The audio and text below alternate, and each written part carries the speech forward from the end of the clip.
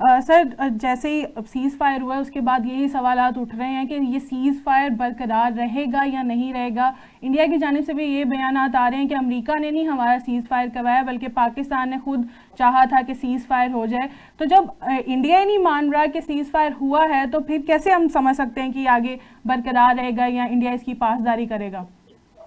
देखिए, एक बात तो याद रखें कि ये कोई बच्चों की जंग नहीं है। ये दो एटमी ममालिक हैं और इनके दरमियान सीज फायर करवाने वाला कोई मामूली मुल्क नहीं है, ये अमेरिका है। और अगर ये सीज फायर की खिलाफ वर्जी इंडिया करता है, जो कि उससे किसी भी किस्म के वाक़े की, किसी भी किस्म के एक्ट की तवक्को की जा सकती है, तो पाकिस्तान तो हर तरह से तैयार है। लेकिन इंडिया को एक मतलब फिर हजीमत का सामना करना पड़ेगा अगर इस सारी सिचुएशन में वो सीज फायर की खिलाफ वर्जी करता है।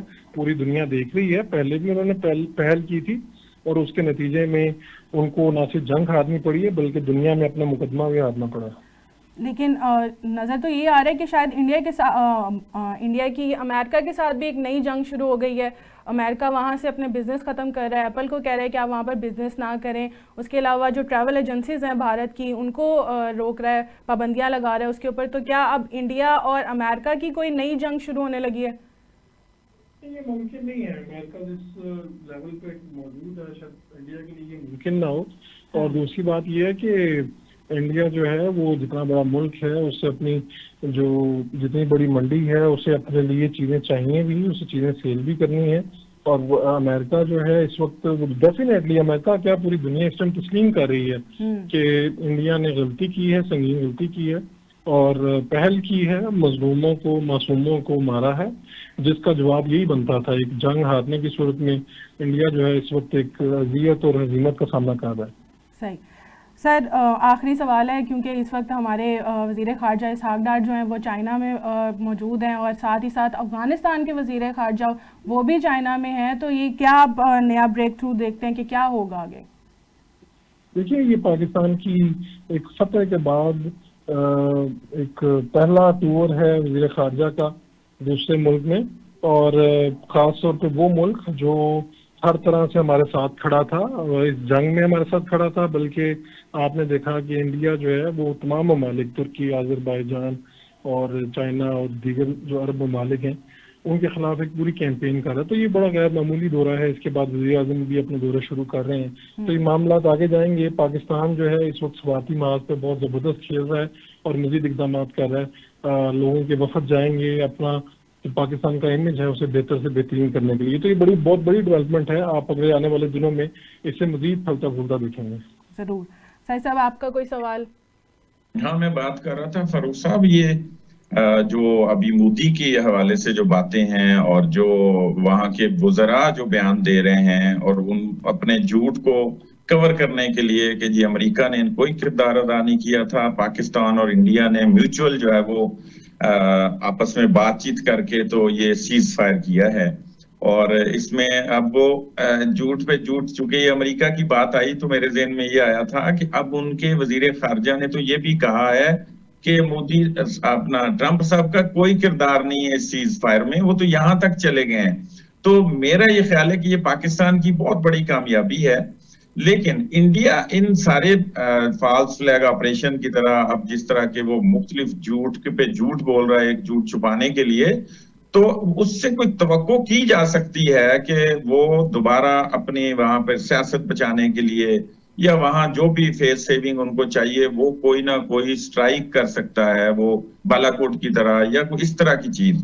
तो ये चूंकि आज का सबसे बड़ा सवाल यही है कि इंडिया चूंकि बनिया मकार है और उस पर एतबार नहीं किया जा सकता, तो ये इस तरह का कोई खदशा आप समझते हैं कि इन हालात में जब पाकिस्तान बड़ा मजबूत भी है, दुनिया भर में उसको मजबूत होने के तौर पे तस्लीम भी कर लिया है और उसका मोरल भी हाई है, तो फिर भी क्या इंडिया ऐसी गलती कर सकता है?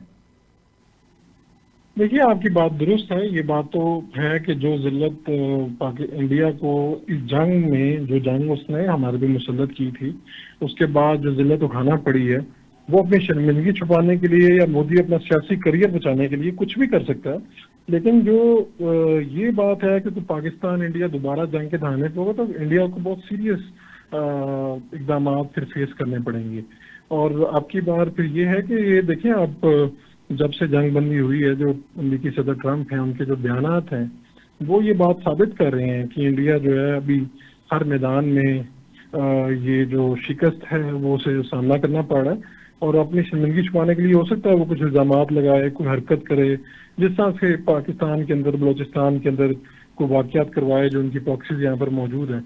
लेकिन मैं कोई बहुत बड़ी कोई जंग या कोई इस तरह से स्ट्राइक, क्योंकि फिर उसके सूरत में उसको नुकसान काफ़ी उठाना पड़ेगा और पूरी दुनिया के सामने दोबारा से इंडिया का एक चेहरा बेनकाब होगा। तो ये मेरे ख्याल एक रिस्क होगा और इसकी भी कुछ सोचना पड़ेगा कि इसके नुकसान कितने होंगे इंडिया को।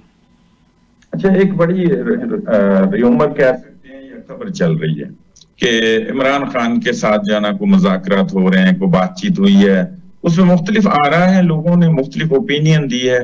पीटीआई के जो लवर्स हैं वो अपनी बात कर रहे हैं, कोई उनके जो मुखालिफ हैं वो अपनी बात कर रहे हैं। और आज जो आर्मी चीफ को ये एक बहुत बड़ा एजाज, ये वैसे तारीख का पहला है, ये पहला एजाज है। इससे पहले वाला जो एजाज था वो मौसूफ अयूब खान साहब ने खुद अपने आप को दिया था।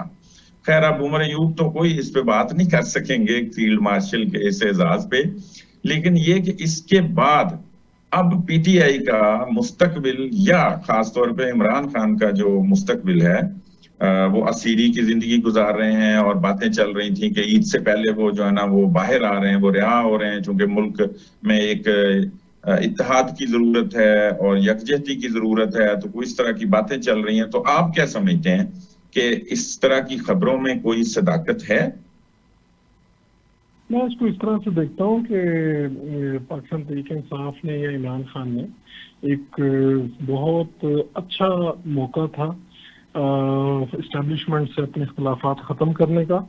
बहुत अच्छा मौका था कि पूरी कौम के सामने, मुझे लगता है ऐसे उन्होंने ट्रेन मिस की है, जो ट्रेन शायद उन्हें मंजिल मकसूद तक ले जा सकती थी, और उसमें कुछ गलत बात भी नहीं थी। आपको माजी में नून लीग जब अपोजिशन में थी तो अभिनंदन वाला वाक़या हुआ, तो उस वक्त आप देख लें स्टेटमेंट मुख्तलिफ थी, लेकिन इस दफ़ा मुझे वो मैच्योरिटी नज़र नहीं आई पाकिस्तान तहरीक-ए-इंसाफ से जो मैं एक्सपेक्ट कर रहा था।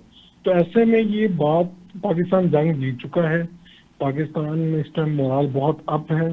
पाकिस्तानी हुकूमत को, पाकिस्तानी एस्टेब्लिशमेंट को जो अवाम से अगर कोई फासला था भी तो वो भी इस वक्त तक खत्म हो चुका है, और इस वक्त तक डिस्कशन में नहीं है तहरीक-ए-इंसाफ, सॉरी टू से, जो कि होना चाहिए था तहरीक-ए-इंसाफ को। यानी मैं समझता हूँ कि उनका ये हक बनता था, लेकिन जमातें और लीडर जो है वो क्राइसिस के दिनों में पहचाने जाते हैं, वो बताते हैं, वो अपॉर्चुनिटीज को एक्सप्लोर करते हैं, वो बताते हैं कि हम पाकिस्तान के लीडर हैं, बड़ी पार्टी के लीडर हैं।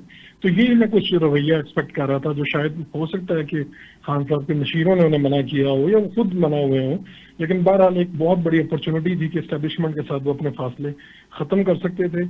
और अभी फिल वक्त तो ऐसा कुछ नहीं है कि उनको बाहर लाने की कोई बात हो रही हो, सख्ती से इसकी तजदीद कर रहे हैं। हुकूमती वज़रा से भी जब हम बात करते हैं तो वो बिल्कुल ऑन दी रिकॉर्ड वो ये बातें कर रहे हैं कि ऐसी कोई बात नहीं चल रही, कोई मुलाकात नहीं हुई, कोई 1% भी कोई इसके चांसेस नहीं है, जो बातें हो रही हैं सारी। ठीक है।